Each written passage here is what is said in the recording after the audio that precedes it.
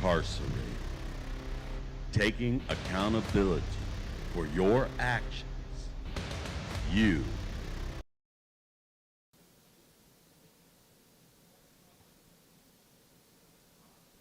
Huh? We're hot? I'll introduce you in a second. All right. All right. Well, it's great to be here again on Wednesday night for another edition of Incarcerated, Breaking the Cycle. And we have a good friend of ours, Bruce Polis. Hopefully I said that right. Yeah. My accent makes it sound a little funky, but that's all right. So, Bruce, we've known you for quite a while and everything, but I would like for you to tell the people a little bit about yourself. All right. I became involved in prison ministry. It would have been in the 88. So in Missouri, in Cameron, Missouri, they built a new prison, and I was pastoring a little church nearby, and they were asking for volunteers in the prison. I had never been in a prison setting ever.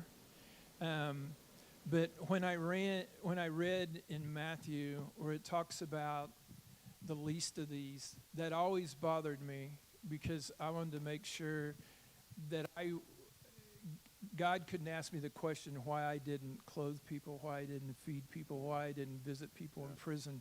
So I went and volunteered. And at that time there was only 2 people who came. And in the communities around, everybody was afraid of the facility and what was going to happen in our backyard. They call it the NIMBY syndrome, and that means not in my backyard. And so churches and Christians wouldn't go and volunteer and participate and be a part of it. So for the longest time, there were just 2 volunteers, and they kept going through chaplains. They went through a series of chaplains, 4 chaplains in a year, and the warden came to me and asked me if I would go through a little more security training so I could carry keys and help schedule activities and stuff like that. And so I did that. At that time, I found myself in the midst of a riot. And in the Cameron prison, there are 2 sides. You have an educational unit right down the middle. On the left side, you had A side, and on the right side, you had B side. And so what the state did in order to help pay for the prison, on the one side of the prison, they would lease those beds out to other states. But what other states did in order to move somebody, they would it was a medium security prison, but what other states did, they would reclassify somebody's classification depending on your crime and stuff, on your violence, on whether you're in minimum, medium, or maximum security prisons or whatever. They would reclassify their knuckleheads, their violent people and everything else, and they sent them all to Missouri, so we'd have to deal with their problem children. Well, there was a lot of things we were learning. So in the chapel area, the staff at that time decided that it was okay that the Muslims and the Christians would meet in the same room at the same time. And that was a problem. And I really didn't know what I was getting myself into. And one of the Muslims went up and removed the cross off the wall, and then guys got violent and so forth. And I ended up locking myself in a room, and I was in that room for 7 hours until the CERT team and different, kind of cleared out the situation and so forth. Well, that became news and everything else. And I had a lady by the name of Janice Webb, who worked for Prison Fellowship, contact me about Prison Fellowship, which was started by Chuck Colson. And Chuck Colson was an chief aide to Nixon. He got caught up in Watergate, was incarcerated, became a Christian, in the prison and came out, and Chuck Colson himself, even to today, and his organization is the largest prison internationally also, a Christian prison ministry. And they came alongside, and I went through training with them and so forth, and then I was asked to go to Washington, D.C., and there is another side of prison fellowship. It's called Justice Fellowship. And that was dealing with all the different laws in our country that just really aren't biblical. When Chuck talked about restorative justice, what does restorative justice really look like from a biblical standpoint, so that we govern in a Christian way? And a lot of those, there's a lot of disparities in those laws. And so anyway, they started Justice Fellowship. I was there. I felt really out of place because of Chuck's role and his influence. Everybody he knew was a retired justice, a Supreme Court justice or judge, or somebody that served in the House or the Senate or vice versa. People way up here. And here I am. I'm just a pastor. And about into day 2, we had some question and answer time, and I raised my hand, and I said, Mr. Colson, I just have one question. I said, what does all of this have to do with Jesus? Because that's all I know. And he goes, I've been waiting for someone to ask that question. So anyway, then I get thrown on as vice chairman of an advisory board there and so forth. And on that advisory board for years, we had learned about a prison in Humeda, Brazil. And what had happened with the country was the country was so poor, they decided they couldn't run the prison anymore, so they abandoned everybody inside the prison. They just left.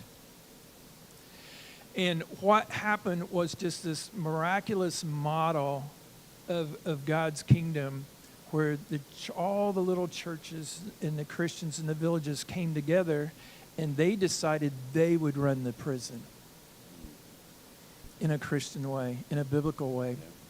And what happened was the recidivism rate, the rate in which someone gets out of prison and the rate in which they would return, was below 5%. And people couldn't understand what was happening. Well, because they didn't understand transformation and God's power and things like that. There was still accountability. They weren't releasing people. They were coming alongside them, helping build their lives back, helping them find employment and housing and stuff like that. And so Chuck Colson took a bunch of governors and senators and everyone down to Humeda to study that. When they came back, when we were having meetings, we kind of really decided, because of the laws in America, United States, that we just couldn't pull it off with some of the things that we would be facing. But there was a governor who his chief aide was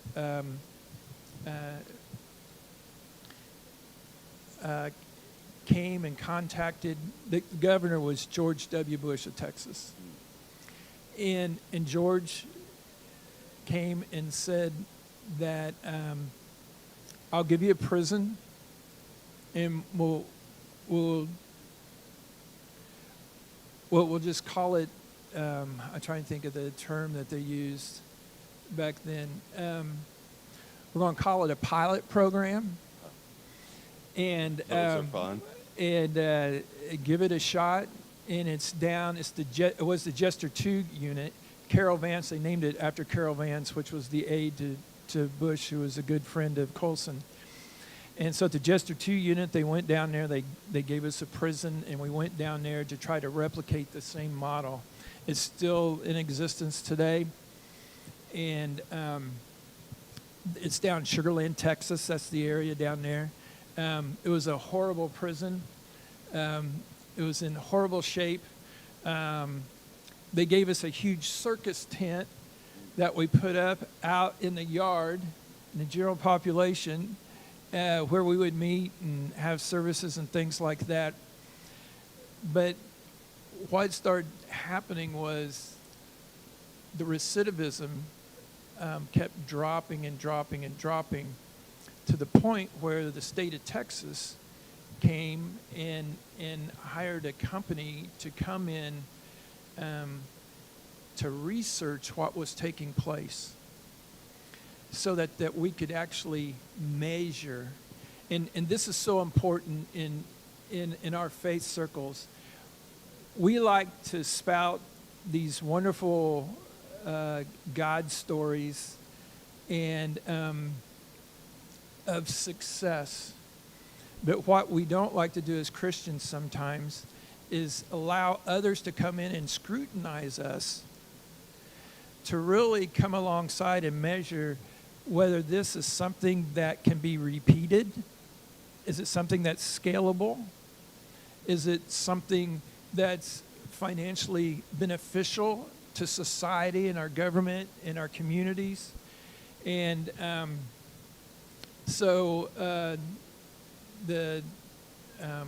my gosh, I just lost the name. I'll think of it in a minute. So when they came in and did a 3-year study of guys who are on the outside, and that's usually the measure of recidivism, the measure of the 3-year period, they found out that we were having the same success that is called the IFI program, Interchange Freedom Initiative, was having the exact same success that they were having down in Humeda, Brazil. And the recidivism rate was lower than 5%. So then the state of Iowa decided that they were going to fund, and they advertised in USA Today to any organization to apply for this funding to come alongside to create another pilot program. But this was more than a pilot. They were going to give us a living unit. It was 200 beds, and it was a minimum security prison in Newton, Iowa. And I was still sitting on that advisory board. They hired a retired warden, just a wonderful mentor to me over the years, Jack Calley, a retired warden from Oklahoma. And some of the things that he had done is just incredible in prison settings, living out his faith in helping guys. And they couldn't find anybody to manage that program. And so Jack came to me and said, I want to hire you. And I said, to do what? He goes, to manage that prison program in Newton, Iowa. I said, Jack, I don't know anything about prisons. Because in the truth, I didn't. And I understood humanity. I understood sin. I know Jesus and my Lord. But what I didn't understand was the judicial system that we have in the United States. I didn't understand security. I didn't understand all those mechanisms that we move up and down within our society. And anyway, he ended up talking me into it. He says, he said, just do what I tell you to do and it'll be fine. Well, that's been an adventure. But that's kind of how I got involved in prison ministry. And then from there was a lawsuit. And it was a $10 million lawsuit. So Reverend Barry Lynn, who was chief counsel for the ACLU, a reverend, brought the lawsuit. And the lawsuit was about coercion, stating that we were using taxpayer money to coerce people and to force Christianity and its beliefs on offenders. But that was a lie, because it wasn't taxpayer money. In the United States, telephone companies give huge kickbacks. This will get me in trouble. AT&T, Southwestern Bell, different ones of huge kickbacks, millions of dollars back to the state if they could have the contract, because they're making so much money off these collect calls that all these inmates make to their family and friends all the time. You know, 6, 7, 15 bucks, depending on the state. You got 15 minutes to talk, click, it goes off. Now you got to, you know, they're just making so much money.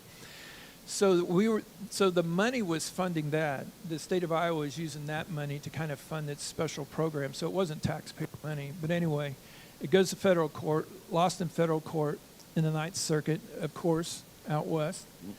And Judge Pratt wrote a 140-page dissent about that whole thing. And so at that time, we kind of had to stop. And but several years later, it was reversed in the Supreme Court of Appeals in St. Louis, and that opened up some doors. We learned a lot about how faith organizations can work with our government and in side by side in a way that our Constitution really talks about, without getting sued. And so then it exploded and spread. And so at that time, because of the lawsuit, then I started working for Alpha USA, and they asked if we would put the Alpha Course discipleship programs in prisons. And Jack and I were talking to them. We said, yeah, we'll do that, but we just don't want to go in and start a Bible study, because that doesn't lower recidivism. We got years and years and years. The church has been going into prisons. You know, it started back with the Quakers and everything else, where somebody would steal something or whatever, they'd lock them in a barn and chain them in there, and they'd go in every day and read them the Bible. I mean, that's just kind of where all that kind of came from. But anyway, we understood that we needed a program to really build humanity up in men and women's prisons, to come alongside them, and so that even when they got out, there had to be a safety net created, because I learned a long time ago, Jesus in the Bible will not keep somebody from reoffending, because they need that safety net. That safety net being, I need a home church, I need a place to live, I need a job, and I need a mentor. Can you repeat those, please? Yes. I need a home church. I need a place to live. I need a job, and I need a mentor. And what I found out was, it was interesting throughout the years at Alpha, kind of at the peak before we had COVID, we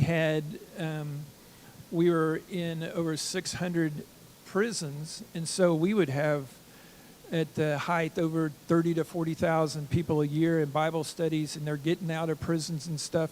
I couldn't find welcoming churches for individuals, because the church didn't want this element in their congregation.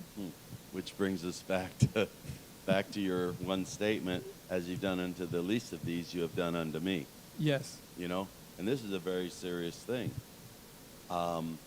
I know for a fact that a lot of people have not been involved or around people in the prisons or the jail system. I mean, I spent almost 7 years doing that, but I learned so much. You know, it's like about them, but even being around them, I never, you know, it's like I learned so much, but I never learned the mindset that's getting instilled in them, you know, outside of the biblical thing, which is the control stuff. And it's like this is what we're dealing with, though. You know, we can try to bring them into a situation, but we have to deal with that mindset that's there. Have you had any experiences concerning that? Absolutely, and that's one of the in Romans, where it talks about to renew your mind daily. It's just not in memorization of Scripture. when we go back and we read the Old Testament and the Psalms and Solomon and everything, there is all in Leviticus and everything. There's all kinds of practical wisdom that's displayed in there, whether it was talking about the establishment of a government or laws or anything else. And God is the God of truth, and He's the God of all truth. Sometimes we think that that it's just memorizing Scripture, just about praise and worship and things like that, and we forget that God, the first thing that God established was the family in Genesis. The second thing that He established was government. Mm. And because He understood that not everybody would worship Him, and so He needed to establish an element which could keep humanity accountable for their actions. And we need to understand and learn what that, as Colson talked about, what restorative justice, what's a biblical view of justice and what that looks like. But the mindset, when we there's been some laws that have changed that's really helped, but what we found out was if inside a prison setting, people get institutionalized. And when you take an individual and you take away every choice that they can make, they can't decide when to go to the bathroom. They can't decide when they want to eat or not eat. They can't decide when I can talk to this person or I can't talk to this person, or when I go take a shower. You take every choice away from somebody and then devalue a person and take their name away from them and give them a number. And then over time, even within our mental health system, they've changed some laws because guys would act out and they'd put them in ADSEG, administrative segregation, where they'd lock them up in their own cell 23 out of 24 hours. They found out if someone's locked up over 30 days that can result into mental illness. Mm. And so when you take that away and people get out, they think that life is like they kind of remember it, but when they get out and they can't make a choice. I remember the first time I realized that I had taken a gentleman to Walmart. He needed some clothes, and we were in the underwear section, and I said, just grab whatever you want, socks and underwear and stuff like that. And he just kind of hee-hawing around, and all of a sudden he starts crying. And I thought, wow, did I say something? And so I'm asking him, I said, why are you crying? And he said, I don't know how to choose, because if I don't choose right, I could be punished. I know you're in the middle of a story, but in the federal prison in Illinois that I was ministering in, we would start to have revival. I mean, the place would be packed. Some places standing room. And every time we got to that point, there would be a leadership control issue going on. Who's going to control? I mean, I recognize it as control, and people had to make a decision in that group who was going to lead them. And the chaos that I'm just thinking back to this, I mean, it just totally disrupted everything. And there was one time during this type of a revival situation, they're trying to figure out the leader. They went on lockdown right before we went back, and there was shanks underneath all the chairs. I mean, this type of a decision, I mean, I recognized it, but I didn't know why. You know what I'm saying? Right. And so this is very important because they had to because they had to make a decision, who did they want to lead? The inmate that was going to lead the prison ministry that everything went through, and have to make a decision. It just sent everything into chaos, and I didn't exactly understand why. But it's also it's a thing of power. So in every prison setting, if you were to go to prison or me or vice versa, in order to be safe, You don't have to join a gang, but you got to join a clique. And I'll explain. It might be the library clique. It might be the guys that all go and hang out at the library, but that becomes their community. Or you got those that go and hang out at the chapel. That becomes their community. So you have like-minded people. That becomes a safety net, so if you speak, a clique. But every prison is like that.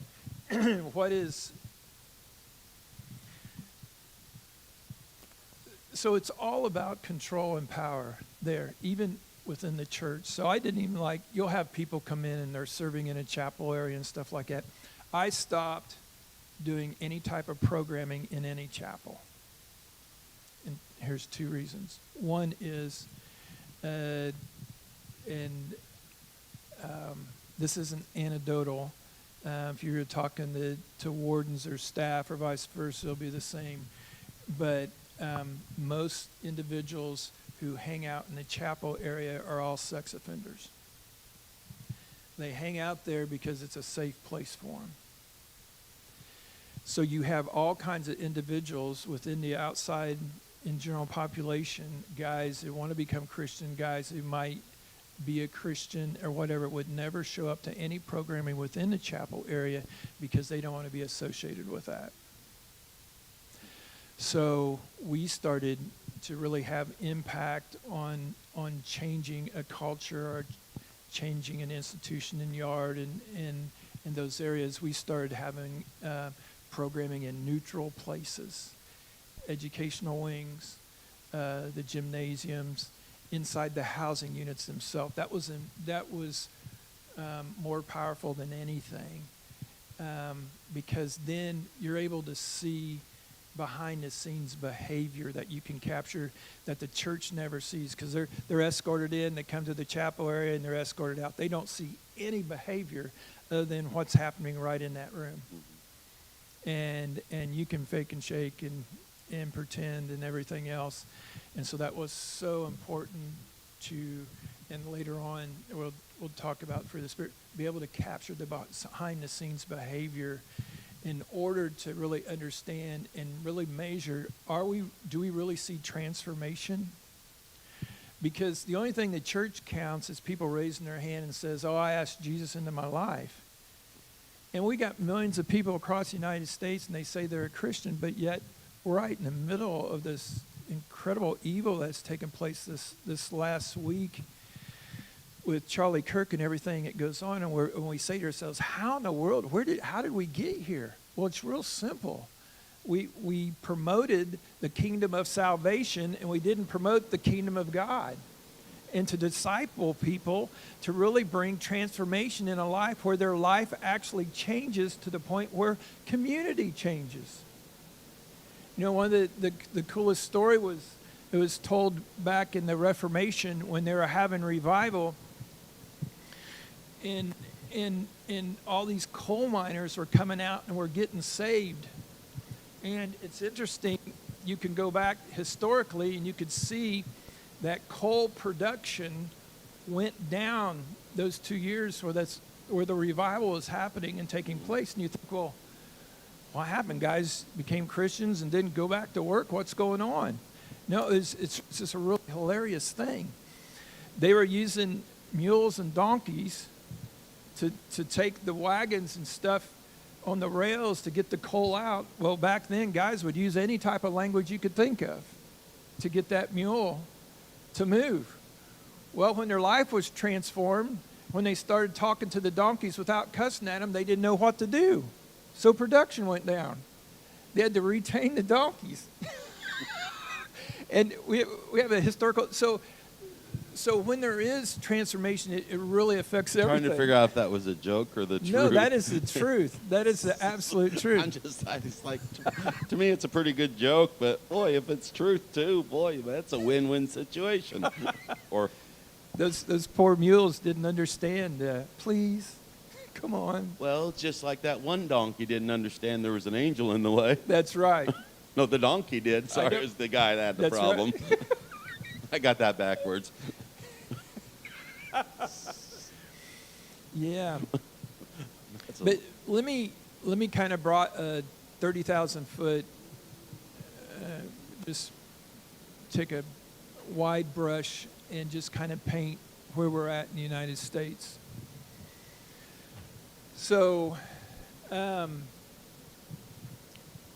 right now, if you go to Walmart, every 15 people in Walmart that you run into, one of those 15 people have been in prison. Right now, young males, by the time that they're 25, a third of them will have spent a day in jail or prison. So here's how wide it is. The churches, we just close our eyes and to the problem, and our government purposely did that. You know, we don't build prisons in the midst of our cities and stuff like that. They're always out here in the middle of nowhere where nobody can see them. So we don't have to really say there's a problem. And so, you know, don't see anything, no problem, don't think anything about it. But if you go to the FBI website in their statistics, you will see that we arrest, in the last 20 years, we're arresting anywhere from 9 to 12 million people a year. In 10 years, that's 100 million people. In 20 years, that's 200 million people. So right now in the United States, 1 out of every 3 people have spent at least 1 day in jail or prison, and you think I'm crazy. But it's the absolute truth. It has become big business.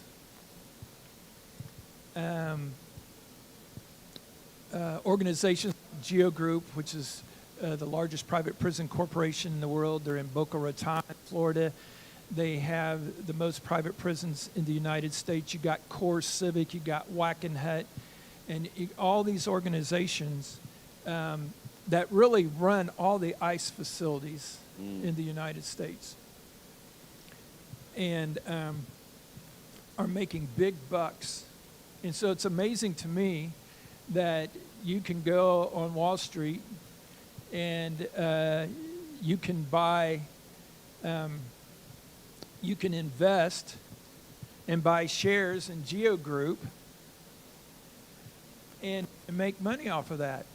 And what Geo Group is counting on is the depravity of man. That man will keep sinning, that man will keep messing up, and we're going to make money off of that. It's just a strange element. Yeah.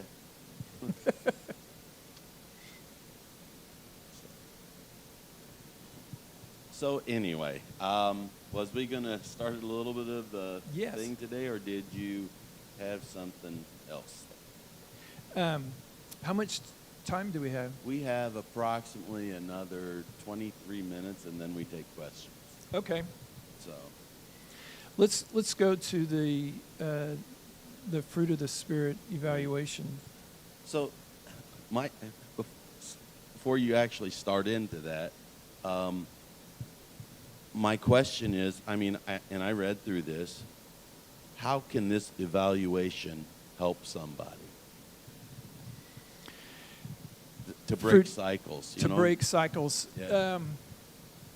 It's absolute accountability, and we don't even have absolute accountability in our church. It's interesting that after we created this tool, that I have shared it with pastors and other elements, and they'll take it to their leadership. And let me kind of explain how that it works. It's an evaluation over the fruit, and under love and so forth. It'll have 3 to 4 practical elements of what love looks like, what joy looks like, and that's measurable, and people can see that. What makes this dynamic is you have to give this valuation to another person to evaluate you. Complete accountability. But here's the key. Sometimes, friends, we don't want to hurt each other's feelings, so maybe we're not as honest as we need to be about an individual that we have a relationship with.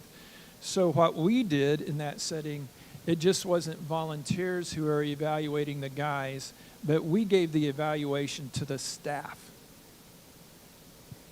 even when they weren't Christian.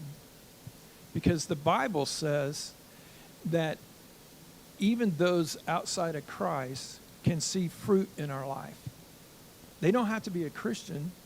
They can see joy, they can see love, they can see self-control. They don't see us blowing up and having anger and getting in fights and you know, with my bunkie and different things like that. And so you get a lot of pushback from the guys in the program, or even churches. They didn't remember one church, an eldership pushed back, oh, we're not going to do this. We don't want true accountability to find the behind-the-scenes behavior. The only behavior we see is people on Sunday or at a Bible study or on Wednesday or whatever, and we think, oh, man, they're sold out for Jesus. And I don't see them cussing like a sailor working at their job at the plant, or getting an argument with another employee and just not being kind at all. So this is to catch behind-the-scenes behavior and have true accountability. I think one of the things that I learned in the Gospels, even when it talks about planting seed and seed growing and everything, we get so excited about growth in somebody. And we talk about that all the time. Someone's growing. They're just turned on for Jesus and everything else. And we see growth and they're just going and blowing. Then all of a sudden, they just have a devastating circumstance or a sin that just pops back up and just kind of smacks them in the face, and they fail and they fall, and we wonder out, what in the world happened? God doesn't gauge growth. If I'm a fruit tree, I got to grow, and that means there has to be years of growth before there's any fruit. So there has to be maturity. And what we do is we see someone growing and real fancy, and we'll give them all kinds of jobs and give them leadership roles and everything else, and they fail. Or they're growing, but you haven't saw any fruit in their life. We have to be able to see fruit in an individual's life in order for them, and that's where the church has kind of failed, because we have put people in places of leadership that there really wasn't any fruit yet. And that was the whole aspect of, even when the only negative miracle that Jesus performed was when he cursed the fig tree. And we say, when we look at that, because we don't understand Jewish culture, that, well, there wasn't any fruit on it. But fig trees produce 2 seasons of figs. So it should have had immature figs on there that they could have ate. And that's what made Jesus so mad. He was going to find substance. There should have been fruit. And so the church in bodies don't have substance because there's no fruit. There might be growth, but growth can get scary.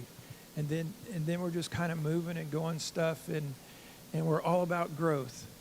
And we're not about substance. We've been all about how many butts are in the seats, and count that and everything else, and say, oh, we're changing the world, but we don't count how many we've discipled. We don't count how many spiritual conversations we had that week. Those are the things that bring about fruit. So we created this tool because I kept having guys graduate the program, the IFI program, and they would get out, and I would recommend them to a church, and they would just struggle and fail every time. And I thought, well, wait a second. They gave their life to Jesus. Shouldn't they just be transformed just in a second?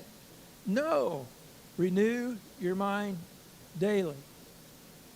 Mm-hmm. Make your bodies a living sacrifice, not sacrifice one time and ask for forgiveness and Jesus in your heart and everything's all better. So That's where this tool came from. Yeah. I can imagine asking the congregation about the rate the leadership. Yeah. Would that be a lead balloon I think that'd be a in many little bit- cases? But people need to realize God is asking the same questions, and he's also looking for fruit. If we can't handle the scrutiny by man, what about the scrutiny of God? You know what I'm saying? Because he's looking for fruit. He is looking for love. He is looking for patience. He is looking for kindness. Yeah. And so, I mean, I would imagine some of the scrutiny of man would be more than the scrutiny of God. You know what I'm saying? Because some people are looking to grind an axe or whatever, or struggle for power. Yeah. You know, and we see that, but for me, it looks healthy. It looks Yeah. healthy. What I think is, if we were to at the top, I want to kind of read through this because we kind of have an evaluation scale, 1 to 5, on how we evaluate somebody, and so I'll go through that. So I think sometimes we can be too hard on ourselves and say, 50% of the time, Bruce is kind, but every once in a while, a couple times a month, he just loses it on somebody. And then we say, he just has no kindness in his heart. But let me kind of read through this evaluation on how we evaluate. So if I evaluate someone as 1, someone that I just see this fruit consistently daily in their life, and there's no question the individual is consistently demonstrating, producing the fruit of the Spirit, I would give them a 5. A 4 would be an individual often demonstrates the fruit of the Spirit. A 3 would be an individual is developing the fruit of the Spirit in their life. So there's that growth section. And so if I see that in there, there's the element of the fruit, it's just not mature yet. And sometimes we'll beat somebody up, oh, I only got a 3 or whatever. It's there. And it's growing. 2 would be someone is demonstrating an increased understanding of the fruit of the Spirit in life. So a lot of people are just seeking. And they're excited about what they're hearing and stuff like that. You don't see fruit yet, but it's still a positive because they're seeking and trying to understand the fruit of the Spirit. And then a 1 would be an individual who's consistently demonstrating a lack of the fruit of the Spirit in his life, period. Those that aren't seekers, if you will. I kind of separate those who aren't seeking at all to those who are seeking, because they're trying to seek out the truth. I got a question. Yeah.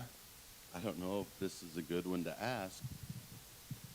Is the fruit of the Spirit, using all the Christian jargon, the Christianese, is it, you know what I'm saying? Is it having the scriptures memorized?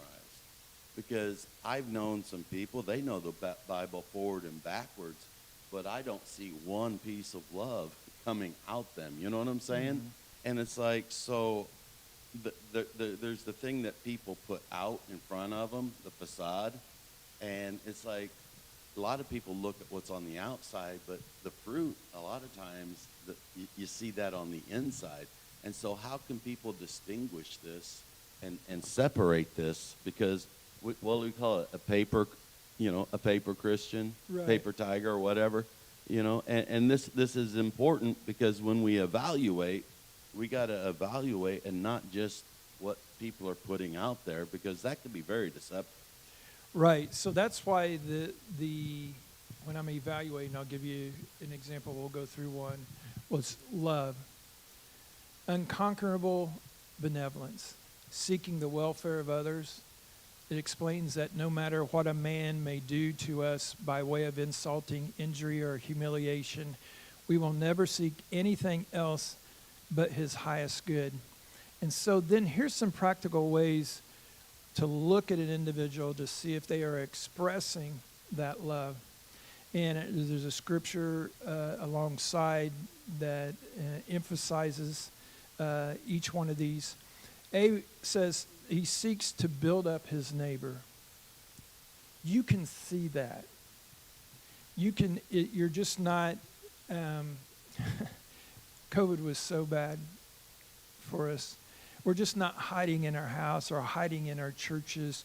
We're trying to build up my neighbor. You can tell by the neighbor's house and different things that are going on what needs might be there. You know, if it's an older person and their shutters are falling off their house and stuff like that, shouldn't I be seeking their good to see if there's something that I could do for them? Those are things that you can see, and this is how love is expressed. And here's a really good one. The person is quick to cover and forgive offenses, seeks love. And you just go to social media right now, and Jiminy Frost, people are claiming to be Christians and things that they're saying. They're not seeking to forgive offenses. They're seeking to tear people down. So I would say that person is not seeking love. And it's interesting, the church, we promote, it's just so funny because God looks at the fruit of our lives. He doesn't look at the gifts in our lives. But the church wants us to take test and say whether or not someone's mature or should be in leadership by how many gifts they got. And that is promoted instead of the fruit of the Spirit. I'd rather take somebody that I know their heart is absolutely right. I know I can trust them. I know they're going to take care of a situation. I know they're going to treat somebody right. They're going to see something through. They're going to be forgiving and everything else. And somebody's up on stage all the time going and blowing. And then there's opportunity to do good and they don't do it. So I think the church has really missed out using the fruit of the Spirit as an evaluation for our leadership. And to really, because transformation is visible, it's something that's seen, it's something that other people experience. Because this is what I tell people all the time. I'll ask them the question, who eats fruit off your tree? If there isn't anybody in your neighborhood or your friendship or your circles that you aren't blessing and they're getting blessed because of you, then they're not getting any substance from your life. And in Genesis, that was the key. God told Abraham, I'm going to bless you so that you can bless others and bless the world. But we've forgotten to bless other people. That's, without going into something else, this transfer, it's gonna, there's a transfer that's happening. And a lot of people are going to be very surprised, according to what just came out your mouth. Right. You know what I'm saying? Because, frankly, they know. People know, and it also is seed time harvest. What you're sowing is what your harvest is going to be, and so it's going to affect a lot of things. You know, I really believe that Charlie Kirk wasn't a political assassination, he was a martyr. Because a lot of people politically stand for the exact same things that he has said for years, and no one has attacked him for that. But it's interesting, we always know that from Acts 8, from Stephen on, when the church is martyred and there are martyrs, that the church explodes. Within the last few days, there have been over 30,000 requests to start from high school and colleges to start Turning Point clubs. I saw an update by Turning Point just about an hour or two. Well, it'll be about 2 hours. It's 52,000. 52,000. Yeah. I mean, that's awesome. Well, yeah, there's something I want to talk to you about here in a little, Sure. when we're offline concerning that. All right. You bet. But yeah, I don't want to get too off track because we're down to about 6 minutes. But yeah, this is very good. So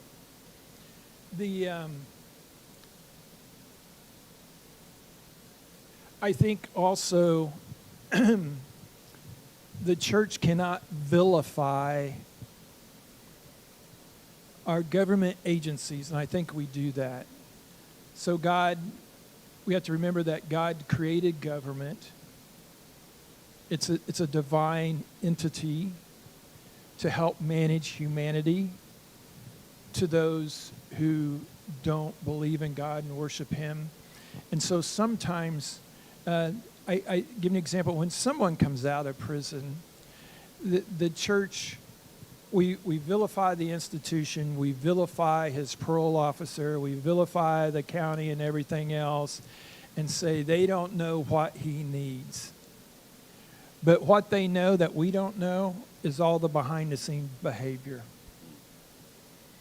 And what we need to do, and I always found that I never had any trouble getting a program started because I would walk into an agency and I would find out what their goals were and what they were trying to achieve and say, hey, I can walk alongside you and help you achieve those. We can work on these that we agree together and to move forward. And when you create trust, then they just open the door for you. But to be safe, we need to work with those agencies to understand needs assessments. I used to do those to go to prisons or whatever, find out what those needs assessments were, to find out what an individual needs. Because like everybody, we all got some secrets we've never told anybody. And then you have somebody that is coming out of a situation where he can only depend upon himself to be safe. Why in the world would he trust you? So he's not going to tell you everything. He's going to try to make things seem better than what they really are. And I understand that, and I get that. But I think we need to work alongside the other agencies, and they will appreciate that. Because I think the church just vilifies everything. We vilified everything. We vilified education. We vilified everything except the church. a lot of people are uninformed. Yeah. All right. And so my question would be, what agencies here in the Trenton area could a person work along with? Well, the parole office is over there. It's 1601 East 30th Street. So it's over there. Oh gosh, it's in kind of a strip building. There's several offices over there near the Latter-day Saints Church over that area. But they would love to know, because it helps them do their job.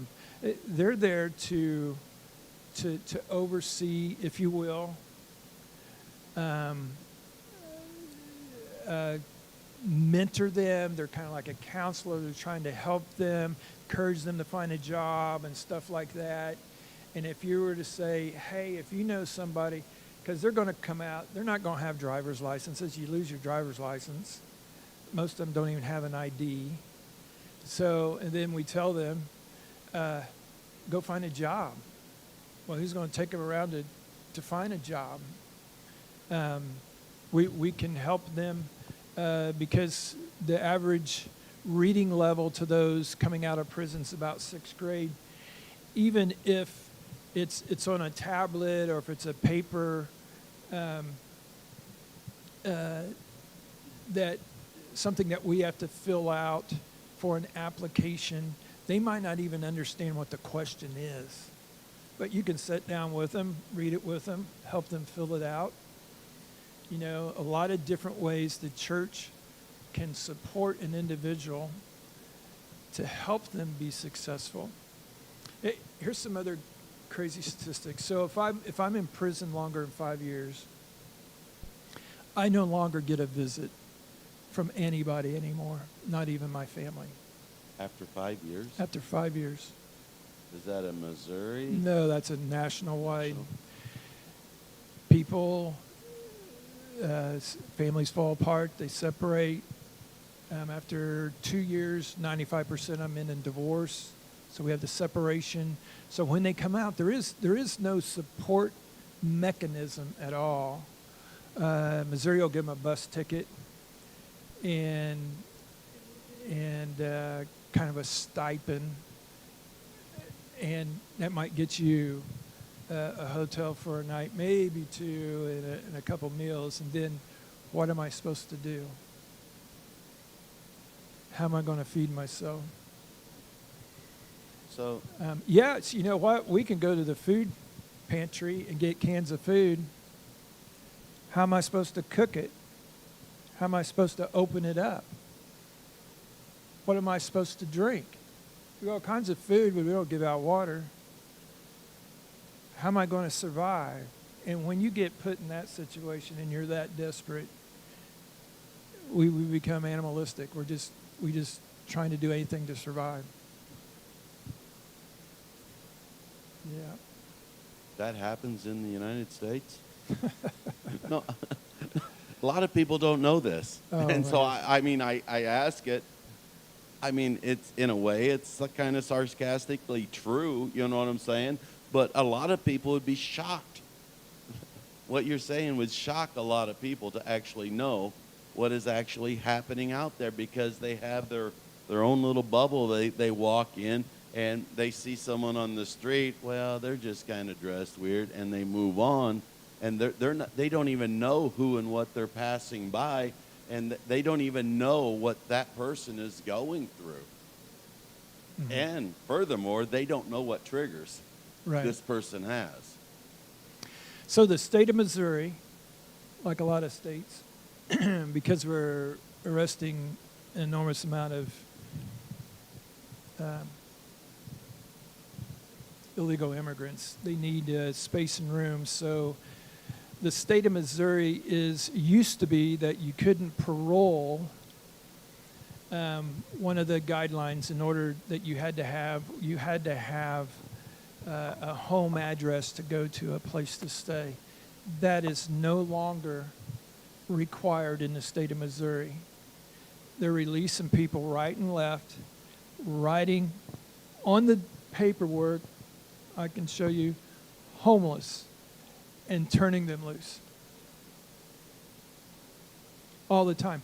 How safe is that for everybody else? How safe is that for you? And I always ask people all the time, why should I get involved in prison ministry? I asked them, I said, what kind of neighbor do you want? Because 95% of the people are going to get out, so what kind of neighbor do you want? That's why we need to be involved. Well, it's time to get busy. Obviously, Yeah. the Lord is wanting to do something here. Yeah. You know what I'm saying? And I think, it's time for questions. Does anybody have any questions? We talked about some stuff that might be a little bit shocking and create some questions. So, I was shocked recently by a Christian who got a woman kicked out of her rental place because the woman was bringing a man in and wasn't supposed to. I've always assumed that women coming out of prison, since they have no support and probably no way to drive to get jobs and stuff, would gravitate toward some man, whether he's the right one or not. They absolutely do. And so the most vulnerable are women coming out of prison for various reasons. One, most of the time, They weren't the main money earner in the family. They were a homemaker. And so a lot of them, even when they come out to try to find a job, they don't have a lot of skill sets. They have no history, work history. And so this is what women do all the time. That's why we need homes and for them. I don't want to say this. I'll just say it. They are willing to prostitute themselves.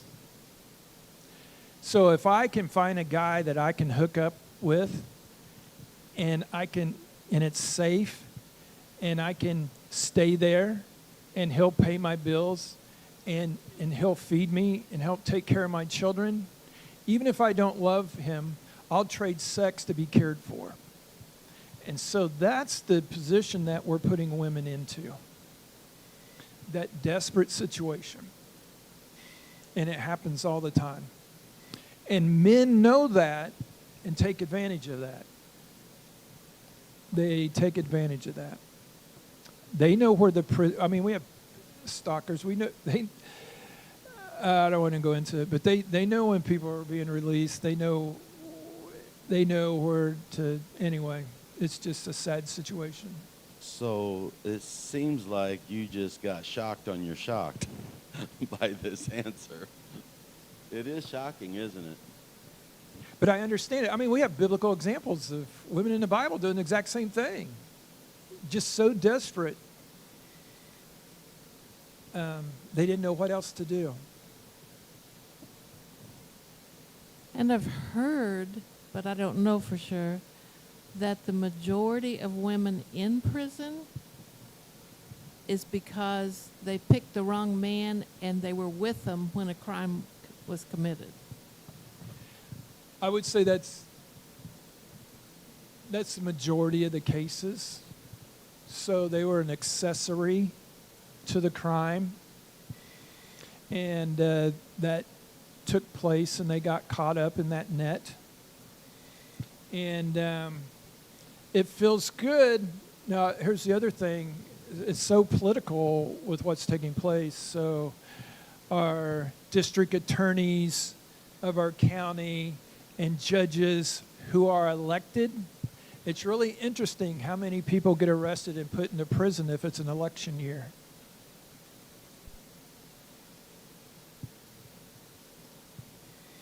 And so why not take the girlfriend when you make the bust if it's only him that's selling drugs, but she's there? You got another person. It's another win.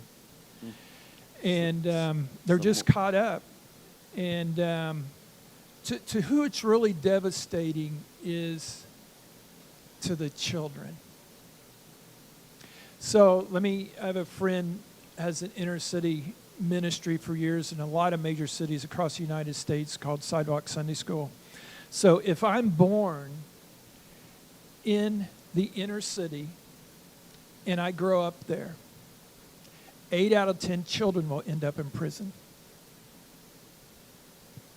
That's all they know. That's all they know. And you can go to the inner city and you won't find any males because they've either died because of violence or gangs, or they've been arrested and went to prison. I remember one time when I was down in Houston, had some kids down there, we were doing some inner city prison ministry, and a blue bus went by. Blue bus is the buses that transport people in Texas to prison. And the kid said, I'm going to ride that bus someday just like my daddy. And I thought, wow. But that's their mindset.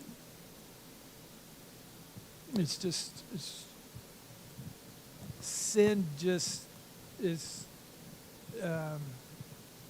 so destructive.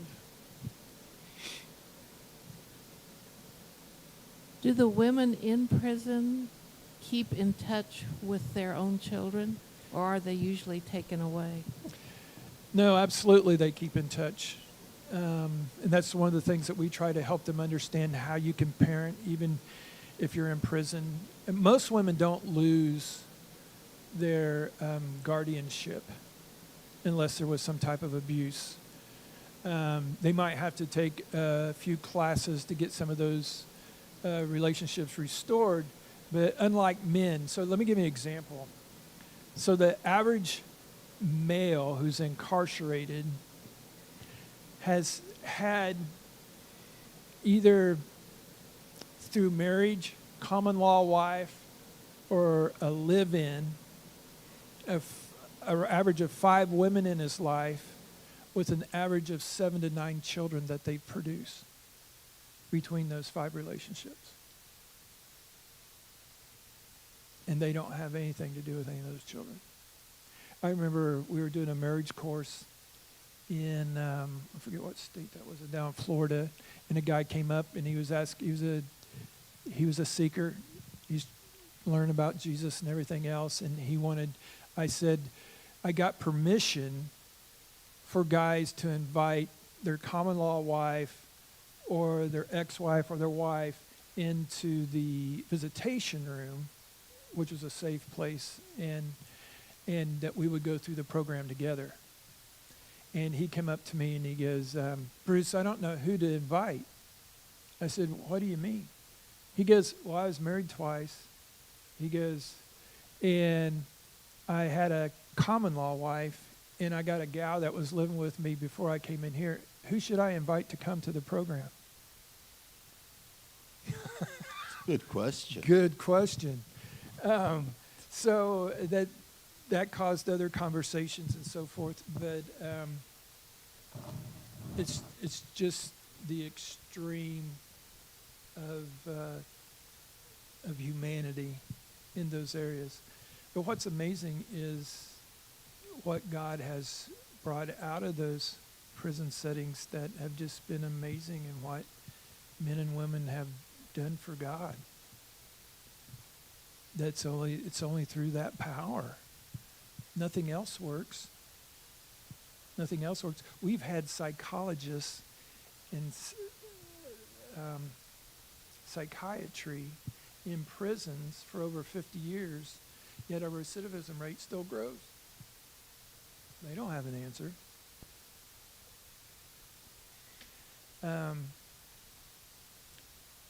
But we still struggle in this country because the church refuses to do Galatians 6:2. Galatians 6:2 says this: bear one another's burdens and thus fulfill the law. That means there are some people who their whole life will struggle with addiction or some immorality that it just overcomes them at times in their life. They struggle with that because they can't bear the burden alone. If someone would come alongside them, a la mentoring, discipling the church, to help them carry that burden, then they would be successful. That's what Jesus did. We couldn't carry it. And the church doesn't come alongside because it's messy as all get out. And it's so emotionally draining to walk alongside an individual that's life is a mess. It's emotionally draining. And we finally give up and say, I can barely take care of my own kids and family, and we'll just, our mentality is let them figure it out. But we don't practice Galatians 6:2.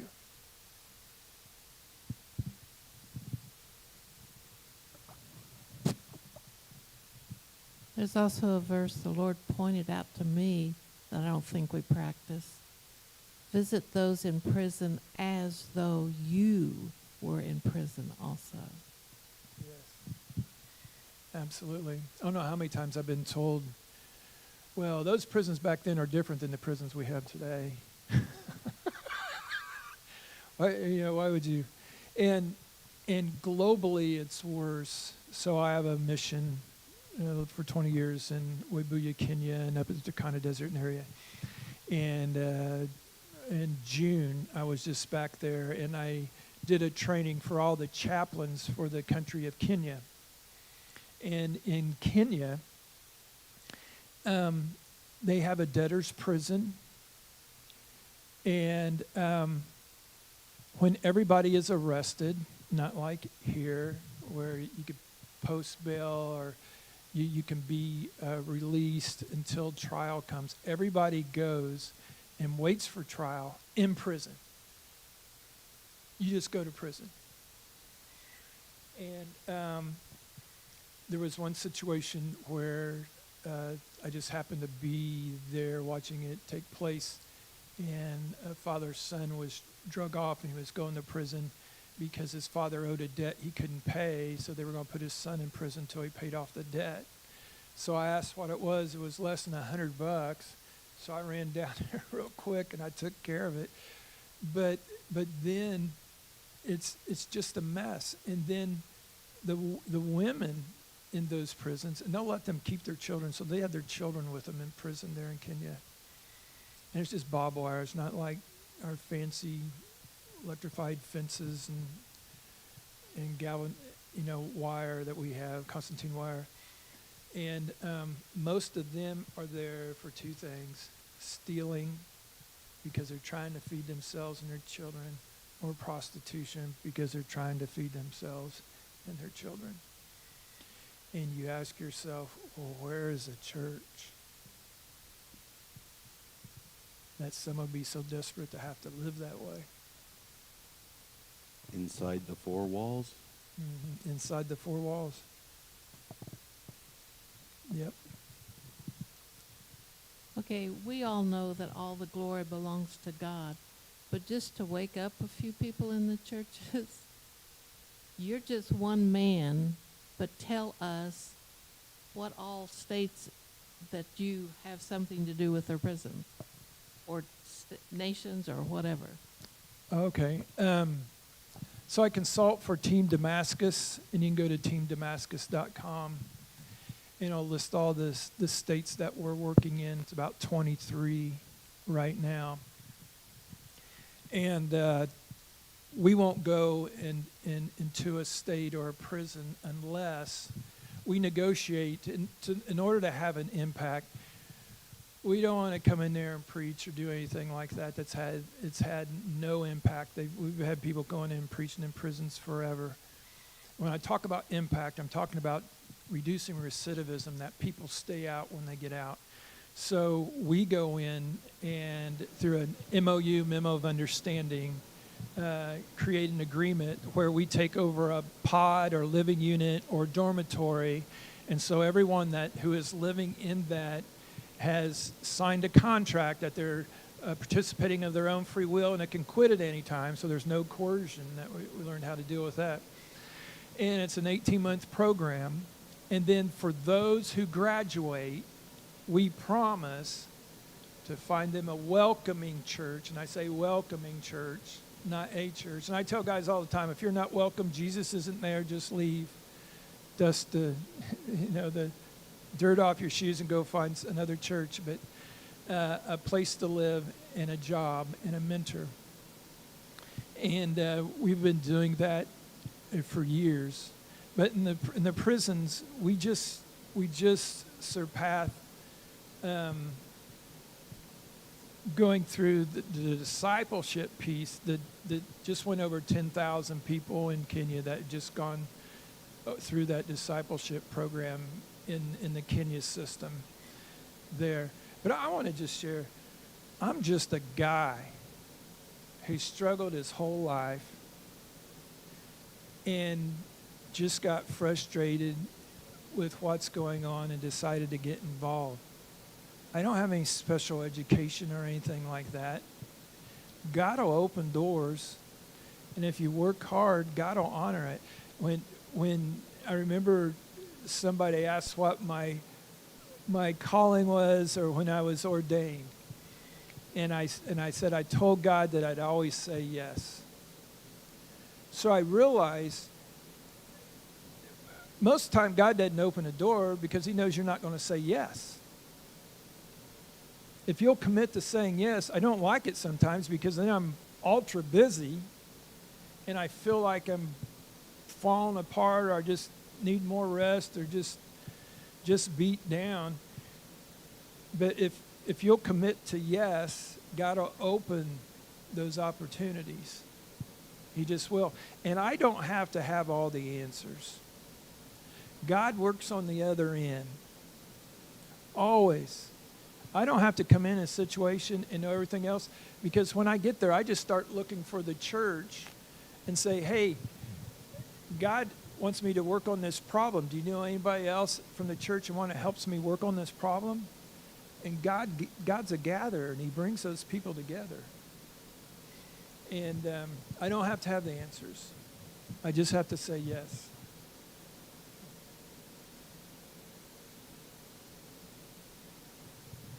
All righty. Is that pretty much it? Well, Bruce, thank you so much for coming. And Well, thank you for inviting me. And you are more than welcome. We might send out a little cane and yank you in here next week too. Okay. So I'm sure we'll have some more stuff to talk about, and maybe we'll get on a little bit farther on and what we're actually needing to talk about. You know, Okay. but our goal is to help people. Yeah. And we want to reach people, we want to touch people, and we want to break the cycles and help them to stay free, but learn how to be comfortable being free. Yes. You know? And so that is our heart. We get nothing for this, but you know what? If we can help somebody, it's worth it. Amen. Amen. So Thank you.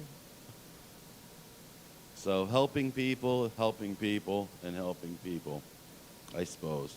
So this is what it's about, but a lot of people forget that, you know? Yeah. And so, The blessing part. yeah. Well, God bless you all, and we will see you in 1 week.